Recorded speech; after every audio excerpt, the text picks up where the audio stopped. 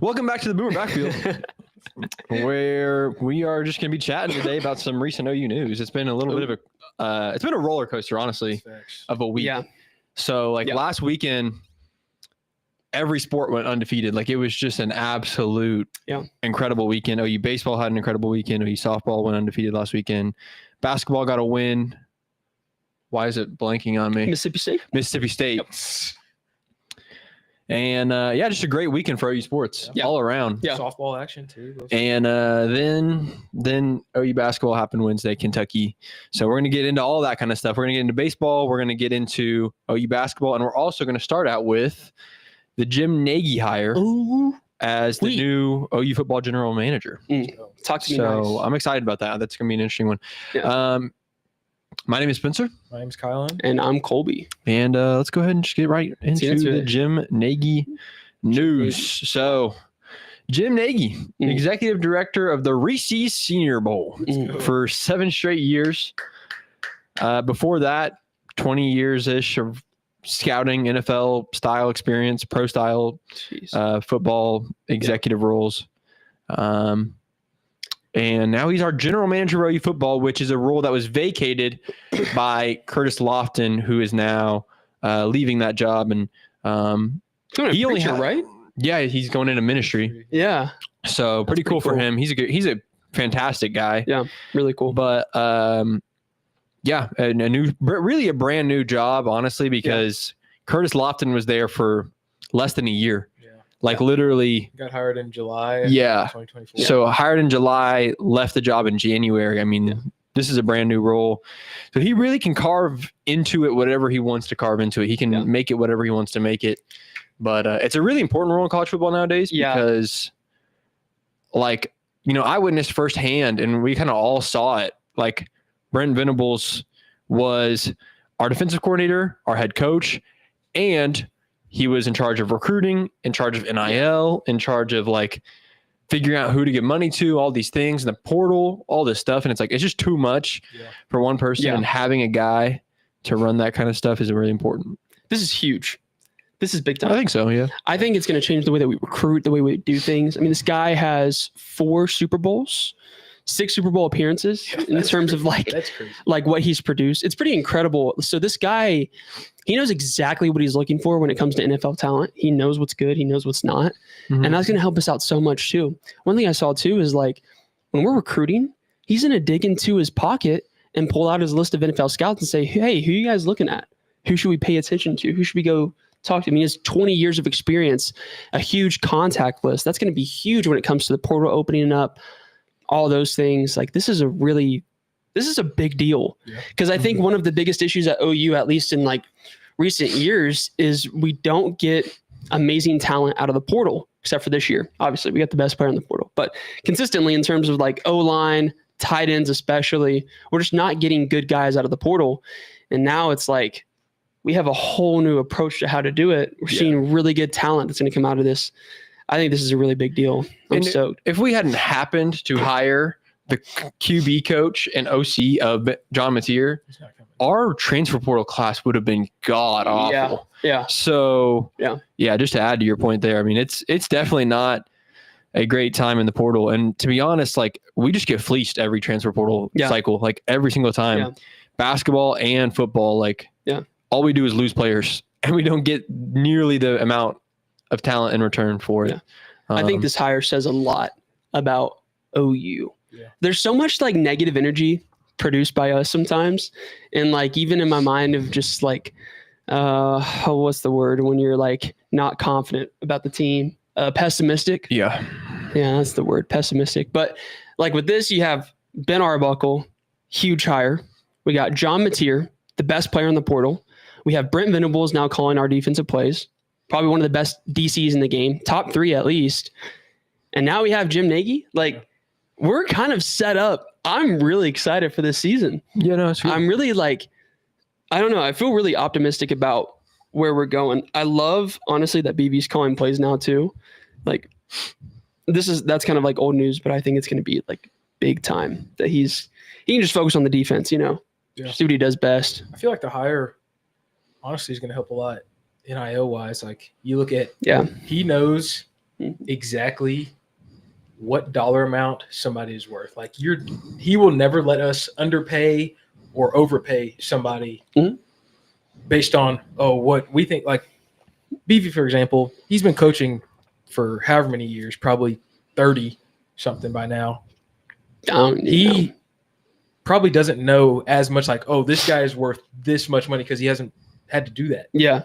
He knows how to call defensive schemes and how to make guys attack the ball. That's pretty much what BV knows because that's what he's done for so long. Yeah. Jim Nagy he interviewed for the New York Jets GM job. That's crazy. And for him to come to OU is crazy. It's a big deal. Like it's a big deal.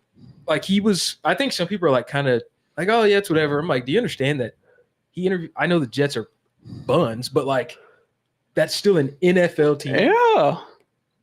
And he chose OU, and to pull him out of the Reese Senior Bowl, where like that's a good gig. Like he made it what it is. I'm pretty sure he's getting a nice little chunk of change running the Reese Senior Bowl. Like, oh yeah. There's no like slaps running around in the Reese Senior. Like you got to be a dog to get slaps to the Reese Senior Bowl. Yeah. So like I think he, like you said, that contact list of, hey, his guys calling him up. Hey, we're looking at, I don't know, let's say RSJ this next year. Hey, RSJ. I mean, not putting any pressure on you, but you got the Patriots or somebody looking at you like, let's lock in, whatever. So I think he just knows so much. Yeah. That maybe Jay Valai, Todd Bates, Miguel Chavis, they don't know as much about how the NFL runs because they've never been that level. He knows what it takes to get there, what it requires. So I'm excited. I'm stoked, dude. I hope the excitement doesn't go away on August 30th if something silly happens, but we'll see. I'm excited. Yeah. I'm gonna play devil's advocate. Oh Lord. I just want to propose the other side of the debate here because all I've seen is just like positive about this hire. Mm-hmm. And the main thing that I want to slow the boats here is calling him not a home run hire, a grand slam hire. A grand slam hire would be going and getting the freaking Kansas City Chiefs GM or the Texas GM, the Texas Longhorns GM, or the Alabama GM, something like that. Yeah. That would be a home run hire, grand slam hire. Like or Jim Knowles. Well, for DC, but I'm talking in GM's terms, that is that is a grand slam hire. Getting the Reese's Bowl executive coordinator is not necessarily in my opinion, a grand slam hire. Like he's never been a GM. That's my slow the boats here. I'm not saying that he's a bad hire, and so I just want to wait for a season to pass, see if we actually do start getting more guys in the portal, wait to see if we do actually start getting better recruits. Then I'll be like, all right, this was a grand slam hire. You don't even think it's a home run? I think it's a home run. I think it's a great hire. I think it's a fantastic hire. Calling it a grand slam hire when he was the Reese Senior Bowl executive director is a bit of a stretch. Is it a 2-run shot? 3-run? Maybe. I mean, 3-run now. You're talking about a guy who interviewed for an NFL GM position. Like that's not I feel like that's got to be something. That's a home run hire. But is that a grand slam hire would be poaching a GM out of another school or out of an NFL gig? Billy Bean. That's a grand slam hire. Getting a NFL GM, getting an NFL GM to leave the NFL and come here, that would be a grand slam hire. I feel like, but it's more so like what's on the market, like right now. Mm-hmm. Like that will never happen. Like there's no way. I just feel like unless you're Ohio State or Texas A&M and pay him $30 million. That's what I'm saying is like there is such thing as those kind of hires. I'm not trying to like completely go. He's a great hire. I'm just saying like calling him saying that he's going to revive OU before he's ever been a GM in his life. We could be getting ourselves into like a little bit of over optimistic with this guy. That's all I'm saying is like, there's just negative Nancy. I'm just trying to provide the other side of the argument here. Dude, I can't wait till the after spring game portal opens up and we see what Jim Nagy's got to piss. Yeah, that is when I will that's when I will believe it's a Grand Slam hire. Yeah. If we go out and we get a top Arch Manning. Yeah. Like, no. Because we are. I don't want Arch Manning. I want John Latier. If we're not getting a top 10 guy in the portal. Yeah. Next cycle or like the cycle after that, then I'm going to be like, Grand Slam hire. Really? Grand Slam hire. Yeah. But what I will say positive about Jim Nagy, again, I think he's a great hire. But it's what it says about what's going on at OU. Yeah. It's not necessarily, I don't know. Yeah. He could come here and lay an egg. He really could. We don't know for sure. If you go out and say, I know for sure he's not going to lay an egg and be great, then you're lying because you don't know for sure. Yeah. But what we do know for sure is what it says about where the university's at. I think this hire shows that Joe Castiglione is going to do whatever it takes to bring back OU football. Yeah. And I also think it shows that there is belief around the nation that OU football can still be great. Yep. That we're not Nebraska. Jim Nagy would not have probably gone to Nebraska, I don't think. Unless, I mean, they could have paid him a big chunk of change. But yeah, I don't know. Like, I think that this shows that there is belief around the nation that the OU football program is not dead yet. Yeah. It is not we're not a sleeping giant. We are still a giant in this game. Yeah. And for certain. I think that's what this shows more than anything. Yeah. Let's get into some hoops. Fair enough.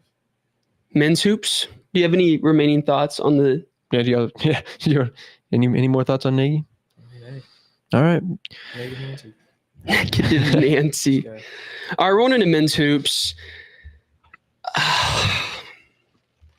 Let me hold on. I'm not going to sit here and lie to you guys and look you in the face, the virtual face. Otega Oweh, bro, that's top 5 moment, all-time him moment I've ever seen. Yeah, that was insane. If that happened to me, I would have ran up and down the stairs. Y'all like that? Yeah, I would have hit every OU fan. Pow, pow, pow. Boom, right there are a couple of plays that were like literally 360 double clutch and one contact makes the layup. Kobe Bryant. I mean, like literally Kobe Bryant level basketball. That was one of the plays that he made. Scored 21 of their last 23 points, had 18 straight points. Listen, I have never seen Otega Oweh play that good in an OU uniform. Ever. Bro was okay here. He was decent. He's all right. And he comes back, bro. He had 7 points in the first half. He put up 21 points in the second half. 18 straight. I just personally think that's unacceptable. And me and Smith were talking about this after the game. I know Tega locked in and he had a legacy game, career game. You cannot let him score 18 straight points. Triple team him, double team him. It seemed like every time he was driving to the paint, getting and one contact fouls. At that point, put 3 guys on him. Don't even let him drive, bro. Like, I don't know. I just thought like triple teaming him. Obviously, when they have 2 7-footers and great shooters, like, it's just an awful idea. I'm not like advocating a triple team, but I'm just saying like it's unacceptable. I don't care how locked in you are.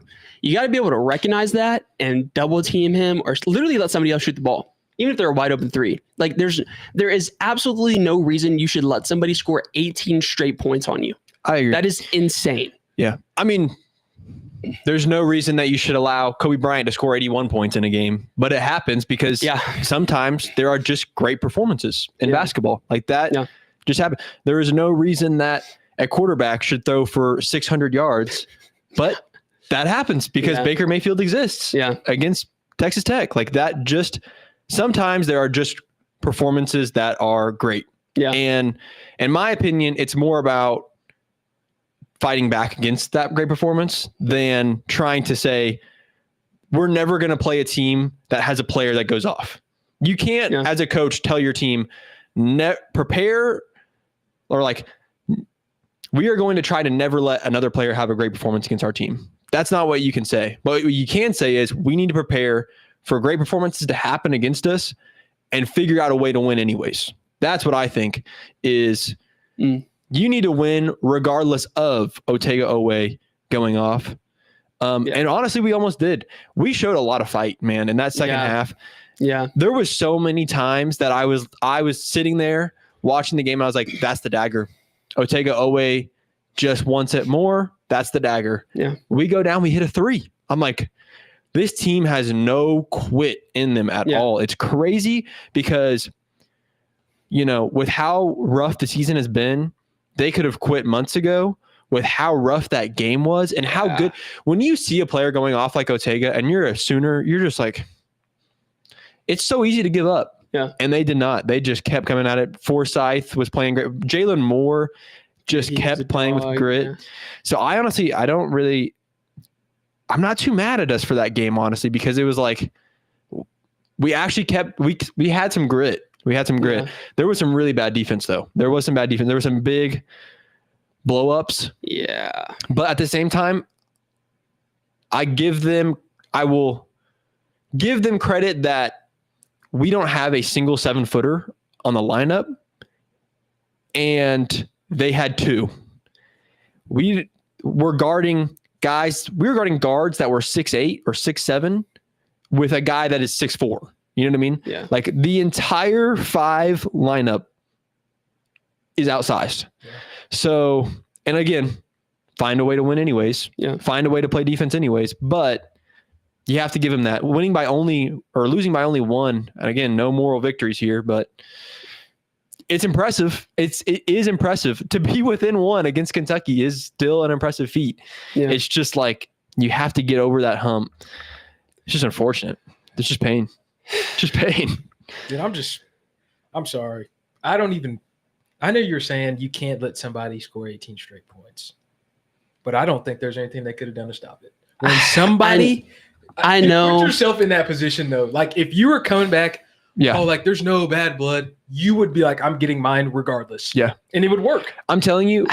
So I was sitting 3 rows back at the game, and that 8-minute, 40-something second, Otega always shooting free throws, and the student section starts chanting, he's a traitor. Drills it. Right after that, they call a timeout. He came out of that timeout, and you could just tell. Yeah. You know how you can tell. Like a Tom Brady sitting on the sideline. Yeah. You can just tell when somebody is completely in the zone. Yeah. I guarantee in that timeout, he didn't even listen to the play call. No. He was just thinking, I am going to win this game. I don't care about Kentucky. I don't care about anything. I just care about me winning this game no matter what. Because this is my old school. They just called me a traitor. I'm going to go out here and win this game no matter what. That was just that's just an all-time performance. And he did. That's just an all-time performance. Yeah. Like there's no. If I was a kid, I would be like, they're going to leave. Oh, yeah. This is like if we would have played OSU this year, I guarantee you Gavin Freeman probably would have went ridiculous. It won't shock me when Auburn comes Jackson Arnold throws for 599 yards. Yeah, and runs for 200. Like it won't shock me because I know if it was me, I'd be like, I have to get mine. If it was you, you'd be like, I have to get mine. Yeah. And if it was you, you'd be like, I have to get mine. Yeah. Absolutely. So I get what you're saying. It's unacceptable, but I just don't think you're going to stop it. I just think I don't know, man. You could put all 5. 2 things can be rose up, boom, right there. 2 things can be true at once. Yeah. Was it bad defense? Yes. But was it a generational performance? Yeah. Absolutely. And can you not avoid generational performances to happen sometimes? Yeah. As a coach? Yeah. Like that's just unavoidable. That's going to happen to you sometimes. I think I'm playing devil's advocate here because 28 points to me is not generational. I think he, though, flipped a switch in the second quarter. 18 is generational. 18 straight is ridiculous. 18 straight is ridiculous. I don't know. I just think I'm not taking anything away from his performance because it was phenomenal. But I just don't see how you see him getting locked in the zone. And when you're playing somebody like that, you can feel that. You can feel them locked in the zone. Do whatever you need to do to contain or at least mitigate him driving. I saw a stat, they were showing the court view of his shots. 9 out of his 10 makes were in the box. Literally almost, what is that little half circle thing? And then I don't even know what that is. 8 of them were in the half circle. One was outside of the half circle in the box, and then he had 1-3. How, like, I'm just saying, like, that is unacceptable. That is what I'm saying is unacceptable. Is there's no reason if a guy's hot, he gets 9 makes within the half circle. To be fair, some of those are double clutch and one shots. Some of those were ridiculous. But there's 2 that I can think of right now where it was like a pick and roll, wide open, broke down. And then he had like one on the side and he spun out and he came in and dunked it. And a lot of that, wide open. A lot of that comes back to like, how does that happen? Having such a, like, if he was playing for OU, like if we were playing a team that didn't have such talent, that probably wouldn't have broken down. Yeah. But because all of our players are worrying about, well, this guy's a shooter out here. We have 2 7-footers right here and another shooter over there and Ortega to guard. Like, it's not, you can't just focus on Ortega because they're such a talented team. You can't even double team Ortega because they're such a talented team. So it's like, those breakdowns were just bad. I just feel those like were bad breakdowns. Like, probably like well, make him beat him or make him beat us. Yeah. He is. He's beating us right now. Yeah. Just oh, my bad. But like just he's beating us. Bad. Yeah. So, but like you said, like there's no way that you can take somebody else because somebody else would have got theirs. Like we were cooked. Either way, he would have just had to been off. That's literally the only way we win that game, I think. And then we slow it down on the way back. Yeah. More than anything, it's just really depressing. It is. It's just so sad. Because it would be It's so sad, man. It would be. Because we're good enough. Yeah. We're good enough to be in March, but our record doesn't show it. We've lost by 1 to Kentucky. We barely lost to A&M at home. I mean, how many other close losses have we had this season where it's like we have proven we're good enough, but our record doesn't show it? Yeah. I don't know. It's just depressing because when I first got into OU basketball, it was, Ethan Shagwire, Tanner Groves, Jordan Goldwire. It was a ragtag group of guys. It truly was. Our buddy Jake told us this. He was like, Jake Moser, he was like, that team had to be put together so quickly because Porter got here and we had nobody. Literally the team of the 2020 and then 2021 team completely left. Yeah. Except for Jalen Hill. Jalen Hill was on that team. And I remember we were one spot out of March Madness with the craziest roster that you can imagine. Just the craziest roster that you can imagine. And I remember thinking, like, if we can just recruit some good guys, get maybe 1 or 2 good transfers. Oh, yeah. This team will be amazing because we're 1 spot away. Imagine if we have a good roster. Yeah. And so I look, who are we recruiting? Milos Uzan and Ortega Owe. Both top 100 players. They were like top 50. Yeah. I think they were top 50. Ortega was 66 and Milos was in the 40s. Why did I hear that they were both top 50? Where did I see that from? I don't know, but Ortega was like 60-ish. Milos was like 40-ish. Top 70. Great players. And I was so excited. I have watched 2 basketball highlight reels in my life. That's Trae Young and Ortega Owe. I was so excited for Ortega Owe. He gets on campus, has his freshman year. It's like, all right, we can wait. We had a bad season, that really bad season. That was the worst season, was his freshman year. Sophomore year, I'm like, this is it. Milos, Ortega, Javion McCollum. I was like, this is the year for us. We got Hugley, who I thought was going to be great. We finally got a big center, and it just didn't unfold, and they all transferred out. Ortega, Milos. What we were building for 3 years just evaporated. Yeah. And now they're out. Milos is one of the best guards in the country. Yep. It's just depressing. It's really depressing because it's like you want to build from the ground up, get these freshmen in like Forsyth and Ortega and Milos and just build them up. Yep. And they just left. It's just so depressing. It's so sad to see guys like that leave. I don't know how you fix it. I don't know how you solve the issue. It's just, that's the thing. It's like every year we're right there, but we never are at the same time. You know what I'm saying? You can't build on it because everybody.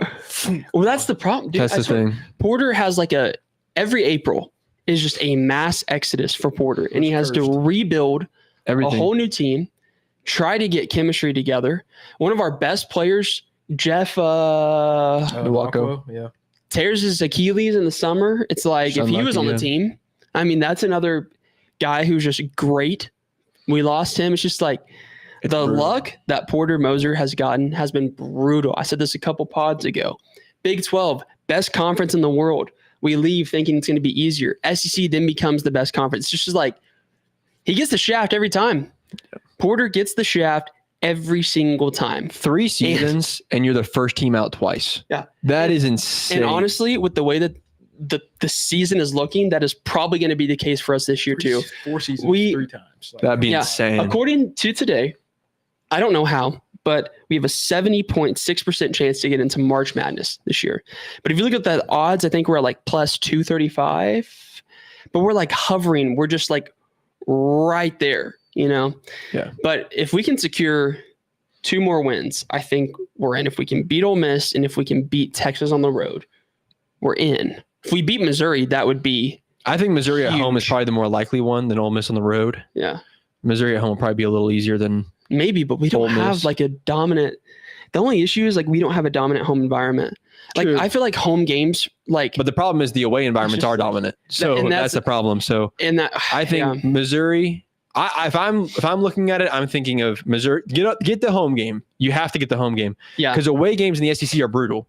Ole Miss is going to be brutal. Yeah. Because they are low key. They're pretty firm in March Madness, but a couple of losses could really Yeah. hurt them. Yeah. So that environment's gonna be crazy. Yep. So I'm thinking Missouri at home, and then Texas. They really suck right now. So that away game. Yeah. But that doesn't even put you in. That doesn't put you in for sure. I think it would take 3 to put you in for absolutely certain. Like 3-0. yeah. Yeah. Well, no, I definitely. would say.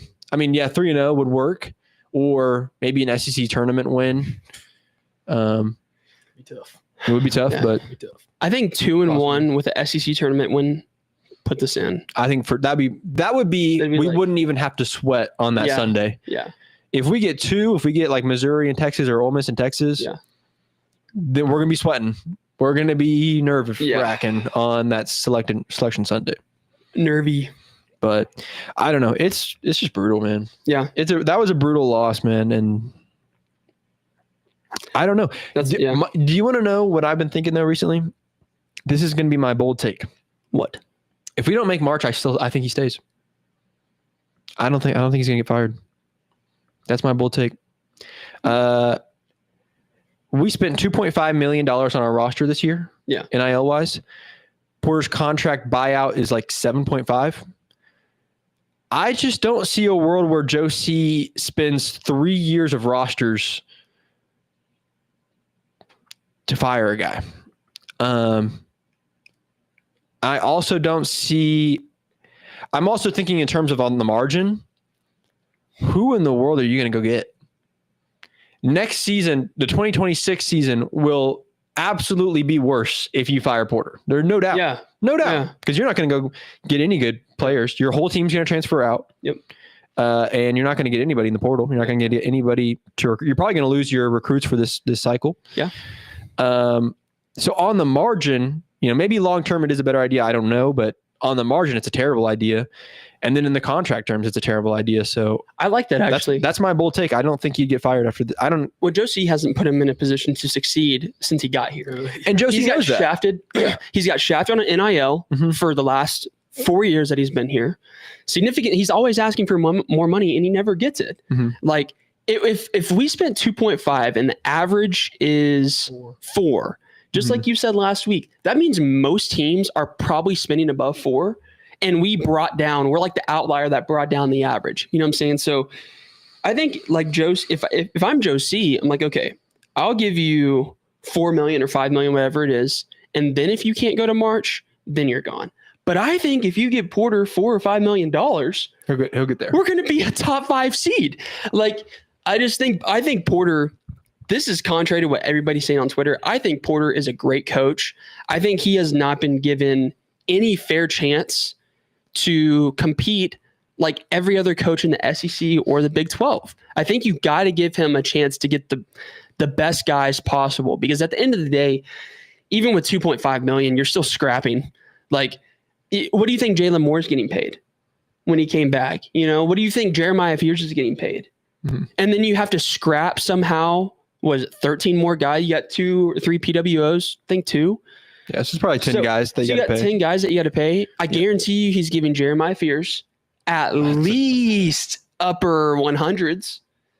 Like 700? 700, 800? probably. Jalen Moore probably 5, 6 in that range. Probably. So it's just like just rough guesstimates. Just rough guesstimates, but exactly. And you have $1 million left between 8 guys. 100,000. That's what I'm saying. And like you're not going to get good talent, especially in today's age of basketball. You're not going to get good talent that. Yeah. So I think if Porter gets in, that says a lot about Porter. Everybody wants to talk about Porter Moser this, Porter Moser. It's like, you don't understand like the behind the scenes of how much money, how much is he getting shafted. You know what I'm saying? Yeah. I think if you give him good money and give him a year, you know what I'm saying? Give Porter $5 million and see what he does. If he poops the bed, okay, fine. Let him go. But to be honest, I don't think he will. I think Josie agrees with you. And Josie knows he's not giving money to basketball. It's not like he's like not giving money to basketball and he's like, why are they bad? Like he knows. Yeah. And I think he's accepting of the fact that we're not going to be good for a while. Yeah. I think Josie and the university admin's plan for basketball is a bit more long-term. Yeah. In terms of like, they're building this new stadium, this whole district. That kind of fell through. Did you hear about that? No, they got voted on, right? It succeeded. I heard it got I heard it got voted off. Yeah. The Norman just approved it. It just got approved. I heard from somewhere that it got like somebody denied it and it didn't pass or something. I literally just like saw like that too? This is like a week ago, right? Like Dude, I saw it like a week ago. Norman like approved it. Let's pull it up. But anyways, point being is like I think the university's plan for basketball is more long term, and I just don't think they're going to fire him. I think they're going to stick through. And I think it's the same thing with Brent Venables. I think they have way more job security than people think. Yeah. Because I don't think the university is looking in terms of right now. They are looking in terms of like building up slowly. And here's my main thing. I think the admin knows that this whole thing is kind of their fault. Yeah. I think the admin know that this is a bigger issue than coaches. That this is a bigger issue than coaches and that it's more of an admin issue with money. That's what I think they know. And so I think they're going to be accepting of what the results are of that, which is bad results in the field, bad results in the court. So I can't find it. I could have swore. Yeah. I don't know. That was strange. Hey, y'all can move on and I'll look at who cares? That was interesting. But yeah, I think if you give Porter the resources and you give him the time, he's going to perform. You just got to let him do it, man. Yeah. I think I agree that I think Josie realizes this is on him, and a lot of people are coming after his head too, as they should, man. Don't give his head they're not coming for though. 6 days ago, Judge grants Norman's $1 billion entertainment district green light. Why did I see the opposite? I did see that. I saw okay. What he said now. I was like, am I crazy? What were you going to say? You said nobody's coming after somebody's head. Skip Johnson. Because he's insane. Yeah. Let's talk about baseball now. Skip. Dude. So listen. Skip.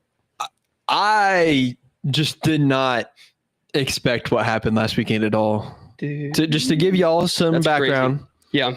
OU baseball last weekend goes to Round Rock for a little tournament. Round Rock, Texas. Plays Minnesota Friday, wins. Number 7th ranked Oregon State wins. 2nd ranked Virginia wins. Yeah. Sweep the tournament, won it. Swept the tournament, won it. OU baseball was great. It was great. Crazy. It was just great stuff. Dude. Kyson Witherspoon, 1st round pick. Absolutely. He is insane, bro. Yeah. And the whole pitching staff. The whole pitching staff is crazy. It's really well rounded. That's Skip's bread and butter. That's what he is. Who's the lefty? Cam Johnson from LSU.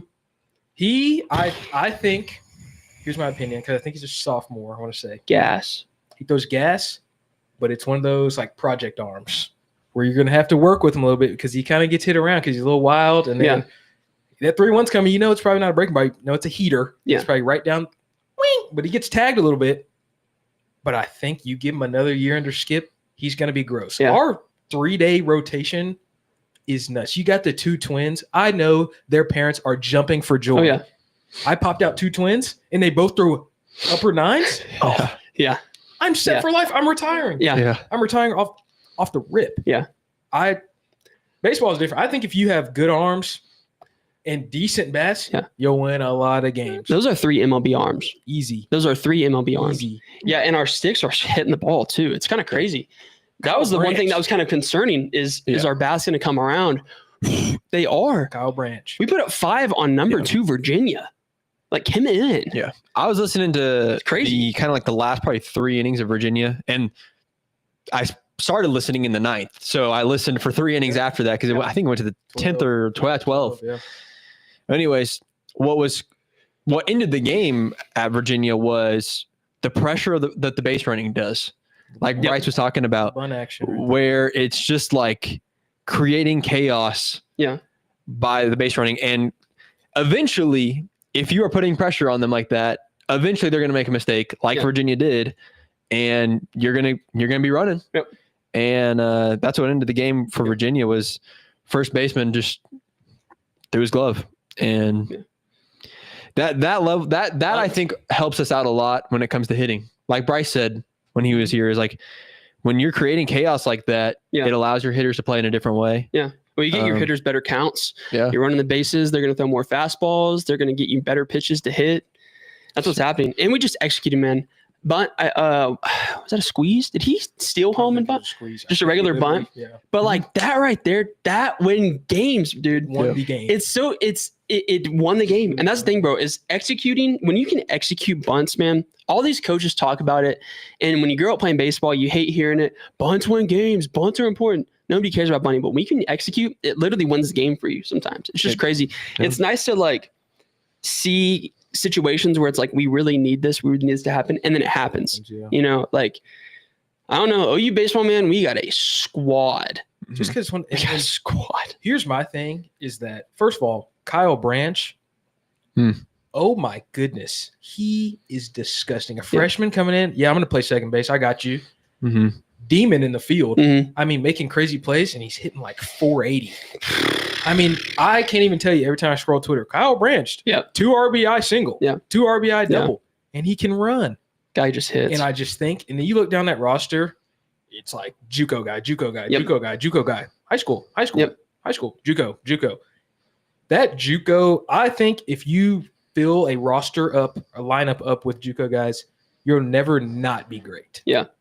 Like, 100%. Because those guys are so scrappy. Bryce Madron, you're looking at him, JUCO guy. Yep. Disgusting.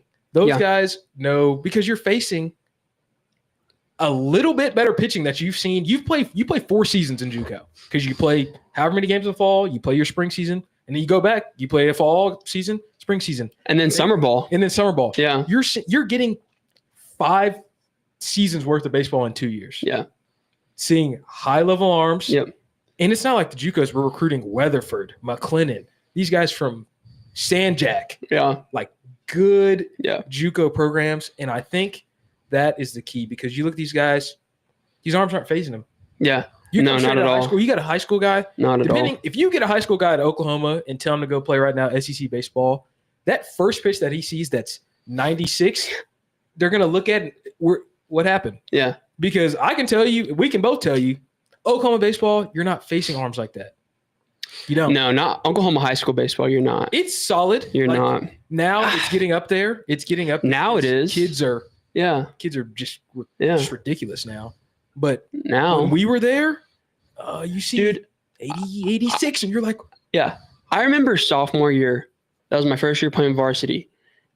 The fastest pitcher I saw was 88. He was out of Norman North, and that guy was a tool. You know what I'm talking about? It's Hollis Huff. Yeah, I couldn't stand that guy, dude. Yeah, so sophomore year, it was on varsity, and the average speed that we'd see is like 83 to 85. And we saw 88, and everybody was like, yo, this guy's throwing gas. I moved to California. We did not see below 90. Any game we played at. In high school baseball, did not see below 90. So by the time I got to LMU, it was like, I've been seeing this for 2 years. Exactly. But it's like, if you grew up in Oklahoma, unless you're Jackson Holiday, okay? Your dad is unless you're Jackson Holiday, you come to the SEC, you're seeing stuff that you've never seen before. And now pitching's getting better. I think it's because all this new technology and all these pitching coaches and all this stuff. But I mean, you were not seeing that. No. Literally like 5 years ago. No. That's what's so crazy is the rate at which pitchers and hitters are developing in Oklahoma and really just everywhere is insane. 15 years ago, if you threw 90 in high school, you're getting drafted. You throw 90 in high school nowadays, you're probably going JUCO. You're probably going, if you're a righty, you're probably going JUCO if you're throwing 90. And if you're going to a D1 school, it's a mid-major. You're going to ORU. You're not going to a Power 5. 6'5". Yeah, unless you're like, and they can like fill you out and then you'll be like 99. Yeah. No. But most of the case, it's you're 5'10", 195, and you throw 90, max effort. Yeah. But these guys, man, this team looks good. Yep. They look really, it looks like we're hosting a regional. It looks like, we're just deep too. Our bullpen, I don't know. Skip's he's playing around. This team just looks good. Hey, you want to come throw an inning? Come on in. Yeah. And they're gross. Yeah. Freshmen. I remember seeing the fall 95 plus list. Yeah. It was filled both sides. There was probably there's 2 rows. 15, 20 guys on that list. And I was like, And literally just 4 short years ago, it was Cade Horton. It was a few other guys, but it was like 5 or 6 guys. Now it's 2 lists in 3 years. Yeah. It's crazy. It's awesome. Skip is really good at what he does. He is. Yeah. So, we got a game tonight, 4 p.m. Man, that's going to be, just the most beautiful weather. Dude. Come on. I just know the baseball players because I used to do this. They look at the weather for the weekend and they're like, praise God. Yeah. You got one. Praise God. Got one tomorrow versus CSUN again at 2 and then Sunday at 1. Great weather. That is just going to be a dream come true. Yeah. Great day to go out there, get a hot dog. Oh, yeah, dude. Get a cold one and watch them baseball. Gosh, bro. I'm going to be out there, Absolutely. Man. And then, so Tuesday, DBU. We're going to DBU. That's going to be interesting. But I'm just going to let y'all. Since we're talking about regionals and things like that, let's get deep into this schedule. See what we're placing up against because this is a schedule. Well, I have a take. Okay. I think we have a chance to go undefeated until we play South Carolina. We have CSUN this weekend, DBU, a series with Sam Houston State, and La Tech. I think we could win all the good. The thing about baseball is anything can happen. CSUN could beat us this weekend. But I think with the way that we're playing right now, we could be undefeated going into South Carolina. In theory, we could get through South Carolina as well. Yeah. South Carolina away is the first SEC series. Mississippi State at home. Away to Alabama. Away to ORU. Neutral site with a Texas Tech. Then we've got LSU. DBU again. Vandy. OSU, Oklahoma State. In Stillwater. Going to Missouri, another game with Oral Roberts, away at Georgia, home Ole Miss, away Kentucky, and then home versus Texas to finish it out. What if we do deserve that schedule? It is. I don't care how good you are. That is a beast of a schedule, dude. And guess what we're missing here? We're missing Florida. Yeah, we got lucky. Texas A&M, buddy. No, we're missing. We're missing Florida. We're missing A&M. We're missing Tennessee. Oh yeah, we're dodging some bullets. That's what I'm saying. We're dodging some bullets, and we're still playing the guys. That is what's crazy. That's crazy. It's just a new day. And one thing going into more broadly about sports is like, it's no longer about winning 70-3 in football. You know what I mean? It's no longer about going undefeated in conference play or anything like that. Yeah. Like we are in the SEC now. Having a winning season is a good thing. Yeah. Genuinely, having a winning conference record is good. Yeah. In any sport. It's not about going, and obviously, the national champion this year for football did not go undefeated in the regular season. Yeah. Or in conference play. They didn't make it to their conference championship game. It's just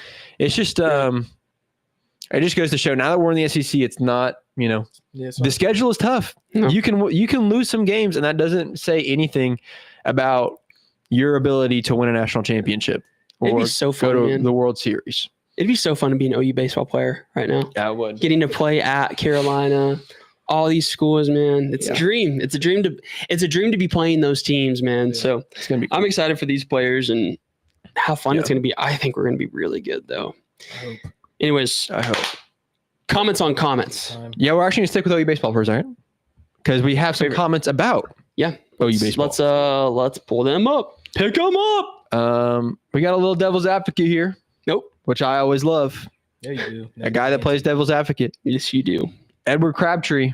Before you guys get all excited, take a look at the men's basketball team. Undefeated in a non-conference play, fall apart in conference play. Let's hope that's not the case with the baseball team. It's not wrong. He's not wrong at all.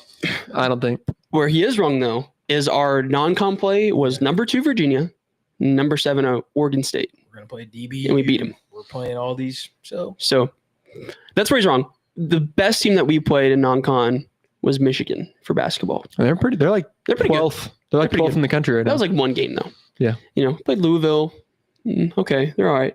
I don't know. I think when you beat the number 2 and number 7 team in back-to-back days. That's fair. I think the difference for me, though, is the week in, week out gauntlet. Like you go from, and it's kind of like football where it's like you just got done playing against Alabama. Now you have to turn right back around and go play LSU. You know what I mean? Yeah. Same thing with baseball. It's like you just got done playing Ole Miss or LSU.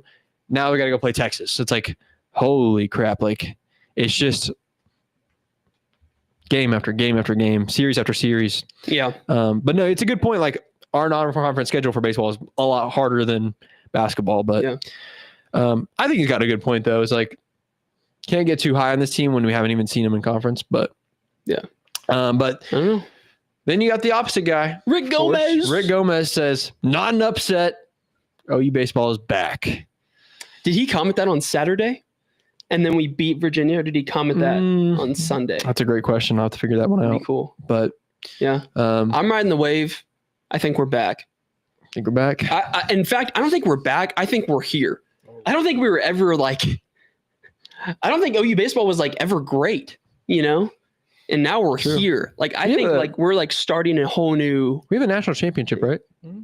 So yeah. We have a couple, like in the 90s and then like 50s, but obviously the World Series appearance. I'm just saying like OU baseball has consistently never been like an amazing baseball program. If OU football dominated this year, I'd say we're back. Yeah, that's fair. But like baseball, like I think we're here. I think we've arrived. That's like the best way to say it. Like we have arrived. Fair enough. Let's get to the next comment. Little comments. This is about Michael Hawkins and John Mateer. Yeah, this was on their media day or whatever it was. There was pictures coming out of like Michael Hawkins wearing number 3, John Mateer, sorry, in his new jersey. And name again. Get him out. Anyways, Tyler Van says Hawks got potential, but I see some Baker and Mateer. I wish John Mateer wore number 6. I think No. John Mateer's got that bake in him, man. I don't wait. Do you not see it? I see the Baker looks comparisons for sure, but their style of play is not the same, in my opinion. No, I'm talking about mentality. Yeah, a little bit. I think John's got it, man. I don't know. I will only be able to see when the games come on, but you're a Michael Hawkins rider. I am a John Mateer rider. I am riding him the whole. Wait. Let me. That's all right. I'm sorry. All right, hold on. I just have so much confidence in John Mateer. I have so much confidence. You're not gonna come back from that one. I'm sorry. I just have a lot of confidence in John Mateer, man. I think he's gonna be so dang good. You heard it here first. Huh? Colby Ruth riding John Mateer. John, you've heard it here first. The whole number 6. That's crazy. Absolutely not. Yeah, that's no. Like that's it's forced like trying to be. Who's the guy in Nebraska? I know. Dylan Raiola. Yeah, the glazing is crazy. It's absurd. Like I guarantee Patrick Mahomes cut the back half of his mohawk off. I bet money. Oh yeah, Dylan Raiola cuts his off. Same. I'm not saying. I mean, I did say that, but I don't like actually like mean. I'm just saying like he meant it. I think John Mateer is that dude. I think he is. He's at all the games. That's true. He's got the personality. He's got the swagger. He's got the aura. That's true. He's got the aura of what you want, bro. I believe he'll get in somebody. If he gets hit, he's gonna get in their face. He's not gonna be Jackson Arnold and prance away. That's fair. I'm not disagreeing. I think he's gonna be. I hope he's a dog. I think he will be a dog. I think everybody agrees. I think we all see that. Yeah. I won't be shocked. Like I'm not gonna be crying if Michael Hawkins doesn't start. Like, I'm not gonna be like, he's probably gonna get beat out by someone who's better, a little more polished. Yeah, but I completely agree with the comment. The Hawks got potential. Hawk does got potential. Who said that? Who said that? Tyler Van. I think, man, you give John Mateer a year, send him to the NFL. Boom. If he balls out, give Mike a year under Arbuckle and Mateer. Now he comes in as a junior. I think Mike is going to be great. Yeah, I wouldn't even mind if John Mateer stayed 2 years. Now, I know Mike would probably transfer. Don't transfer, because then he has, 2 or 3 years of eligibility after that? He could be one of them old heads in college football and tear it up. You don't want to be that. You don't want to be the old head. Stock start going down. Hey, using 2 years of eligibility before you even play is pretty brutal. And your red shirt. Full season. And Joe your red Burrow. shirt. That's Joe Burrow. Okay, but that wasn't like his choice. Also, he transferred out of Ohio State. Yeah. Like, he ended up transferring. I'm just saying that I think if I don't want him to, I wouldn't want Mike to sit for 2 more years. I'm saying I don't think it'd be the worst thing in the world. We've seen several quarterbacks get drafted at 23, 24, and they've done great. But they transferred. True, I'm saying, I'm talking in terms of age. They transfer, but in terms of age, I don't think. Typically what happens in that scenario though is they transfer out and then they go be successful somewhere else. Yeah. It's not usually like they stuck around for a long time, and not usually at least. Unless you're Kyler Murray. Kyler sat what? 2 years? He transferred and sat 1 year. Yeah. He sat 2. He sat 1 year behind Bake. I thought he sat 2 behind Bake. I don't think so. He wasn't here in 2015. I think he graduated high school in 2015. Yeah. Like 20. Was he not? I don't know. For some reason, I thought he was here for 2 years behind Bake. Because he went 2016 A&M. 2017 Bake. Yep. So it was just 1 year. Okay. I will say I was walking into LNC. I arrived at halftime for the Kentucky game, and the football players were leaving because they had to do a little promo on the court, and then they bounced. Yeah. And but I will say John Mateer and the O-line all just hanging out right side, like they were out like by their trucks, and they were all just hanging out, laughing, having a good time. And it was just all the new O-linemen and John Mateer. And I was like, man, I never once saw pictures or nothing of Jackson Arnold hanging out with the O-line. Never once. Yeah. I never once saw them bonding. And I think that's so underrated in football. Yeah. Having a connection with your O-line, the cadence and everything, everything matters in that. Yeah. So that's all I'm going to say. I thought that meant something. I think that means something. Oh yeah. Hey, but that next comment, read that for me. All right. Jordan Marshall. Read that. This was on a post where Spencer intentionally put backup Michael Hawkins Jr. has now switched his number to 3. Mike, I said something to him too. I said, don't put that word on that. Yeah. Kylan texted in the chat, Spencer, you ain't have to do all that. That's true. To say backup. Anyways, Jordan Marshall commented on that post. Don't say backup yet. A long way to August 30. Mm-hmm. He's going to be a backup. He's going to be backup. Unless John Mateer gets injured, Michael Hawkins will be backup. Guys. And I think that is the best thing for Michael Hawkins. What if that 3 got him acting different, bro? What if that 3 got Bro, I'm sorry, but you two are just glazing like crazy over here, bro. The glaze is just ridiculous over here, bro. The glaze? The glazing is ridiculous. The glaze? Yeah, that is crazy over there. This guy, bro. This guy right here, bro. Mister, I'm not going to get my hopes up. I'm just saying the glaze over here is ridiculous. Bro, I think John Mateer glaze is valid. He was the number 1 player in the portal. And we got him. I'm not saying it's not valid, but you don't have to be writing John Mateer. That is crazy. Or say, what did you say about him? About Michael Hawkins? Said that 3 gonna have him acting different. I'm sorry, bro. Come on. That's glazing. That's next level glazing. Hey, so a burner needs to come. A burner needs to come watch it. Twitter burner needs to come watch this video and call y'all glazers because this is ridiculous. I don't care. Call me. I'm riding the John Mateer wave. Number 3 gonna have him acting. I'm gonna comment. Oh my goodness, bro! You acting different. Mike's in a comment on Michael Hawkins' page like this. That emoji. Oh yeah, that's so fast. Emoji. Oh man.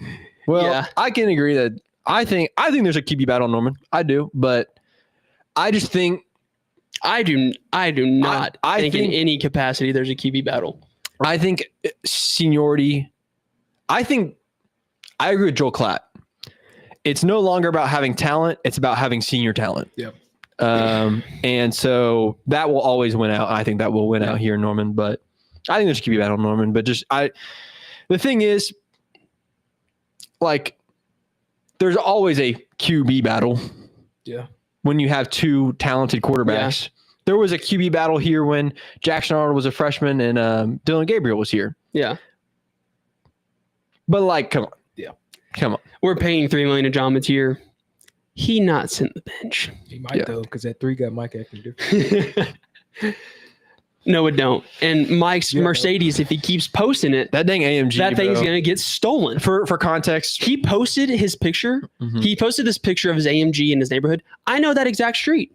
Yeah, I do too. If I wanted to, bro, you're a secret Michael Hawkins Glazer, bro. How you know? No, bro. How do you know? I've lived in Norman for 3 years. I know where his street's at. If I wanted to, and if I was bad, I go steal his AMG because I know where it's at. It's Michael. I am not. Let me clarify. Nah. Let me make very clear. I will not steal your car. His car's. But if I was crazy, you're number one suspect. You're the number one suspect. You're number one. I know I am, but I'm just saying, if you keep posting your car, Mike, I agree. It's tough. It's tough. The car is tough. But if you keep posting it, somebody's gonna act a fool and come take that car. I agree. I also pod for reference. Michael Hawkins keeps posting on his story his Mercedes AMG. Yeah. Once a week, probably. Yeah. And my issue with it is, like, you're in a QB battle. Like, you're a quarterback at the University of Oklahoma. Why are you posting about your AMG? Go to Everest. Go to Everest. Go to freaking Everest. He just want to show y'all his parking job after he just got back from training. Don't boost him. Glaze. John Mateer, I can do what I want. I'm grown. I'm grown. I don't know. Blazer. Just stop, Mike. I love the car. It's tough. Just quit posting it. That thing is going to get stolen by somebody acting a fool. Y'all see those other posts where it's his cleats on the ground at Everest Center? Just locked in. Got to get this work in regardless. It's I will say, that's good. I will say this is an old head narrative, but I will say NIL does ruin that hunger aspect. It does. Because if you are in college playing, like, for example, Baker Mayfield, when he got here and was sitting behind Landry Jones, he didn't have an AMG to post about. That's fair. He didn't have any distractions. He didn't have no money. I'm sure he was fine, but he had millions. He was thinking about millions, like, oh, I got to ball out to get my money. Yeah. Mike doesn't really have to. It'd be nice if he could go to the NFL, but he doesn't have to. He's making money right now. He's got an AMG. Yeah. Old head take of the day. That's fine. Bro, that's not even old head. That's just real. That's just real. It's just real. It does take the hunger. I say we get through one more comment because we're kind of pushing it. I want to say this one because that just confused me. What does that mean? Josh Haddock talking about Baker or talking about John Mateer. Beard. Oh, beard. So Josh Haddock said, put a beard on him, talking about John Mateer, and you have Baker. That's actually facts. He looks just like Baker. If he had that, like, stubble beard, I don't know how Baker keeps that beard so, like, it looks like almost like drawn on. He's got something. A little guard on. Yeah. No, I know, but it's like it's always like lined up to perfection. Oh yeah, he probably has a little straight razor and just like it is. Yes, he probably has something to do it for him. He probably does every week. But I bet they have a barber shop at the Buccaneers clubhouse. Dude, it can't be every week. It's got to be every day. Yeah. I always wondered about, like, especially like people's hair. Like, this is off topic, but like Shay and like J-Dub, yes, their braids are always like crisp. I guarantee you. My mom always asks. I guarantee you, it's daily. Yeah. Daily, he is getting somebody to trim him up. Well, they at OU they have a barber shop. Yeah, I have been inside the entire facility. There is not a barber shop in there. No, there's one in Headington Hall. It's in Headington. Yeah, it's left of Einstein Bagels. Oh, but that's like a public bar. That's like an actual like barber shop. But like, I guess players could use that. But I bet that players has free access to it. Yeah, you get a haircut there. I guarantee. I've never seen. They're going to Scissor Hands, OKC. I've never seen that like happen. I guarantee it. Scissor Hands, OKC. Yeah, they just always look so tough. But at the same time, too, it's like if I'm an MLB, NFL player, I'm getting lined up because everywhere you go, No, for sure. But I'm just saying, like, Baker's beard is always. I have never seen it look. Bro, you're glazing, bro. You're glazing. Bro, the glazing. Oh my god, bro, it's lined up, bro. Dude. How's he get the stubble so? I don't want to hear it, bro. Y'all were. That's glaze. Y'all were saying, dude. Y'all were saying, ride John Mateo. That's glaze. Bro, his beard. Yeah. Bro, it's so lined up. So he probably does it every day. I'm just saying, y'all are next level glazers. No, bro, you just went back on your statement. You were glazing Baker. This guy said he was going to name his son Baker. That's true. That ends the argument. True. It's a good name. Give it raps. Give it raps. It's a good name. Raps. Hey, it's over. Hey, I'm just saying. It's over. Vince Carter. The line. It's over. Bro, he lines it up every day. It's over. How's he get the stuff? He's trying to hang on, but it's over. It's over, bro. It's over. I'm just saying, man. Can't talk about glazing. You glazing yourself. What? That's just all right. We got to cut the whole end of this podcast. It's getting crazy. Anyways, guys, if you like the pod, subscribe to us. Like and subscribe if you're listening on Spotify, YouTube, whatever. Subscribe to us. Go listen to it at least. Yeah. Go listen to it. We're literally everywhere. Apple Pod, Spotify. So go check us out. But thanks for listening. Like, we really appreciate it. And have a great weekend. Yeah. We'll be back at some point. Watch some OU baseball. Go watch some OU baseball. Yeah, dude. Go watch some ball, man. The guys are tearing it up. It's exciting times for OU. Yeah. So, anyways, thanks for watching, and we'll see you next week. Yeah. Peace. And we're still live because we have to turn it off.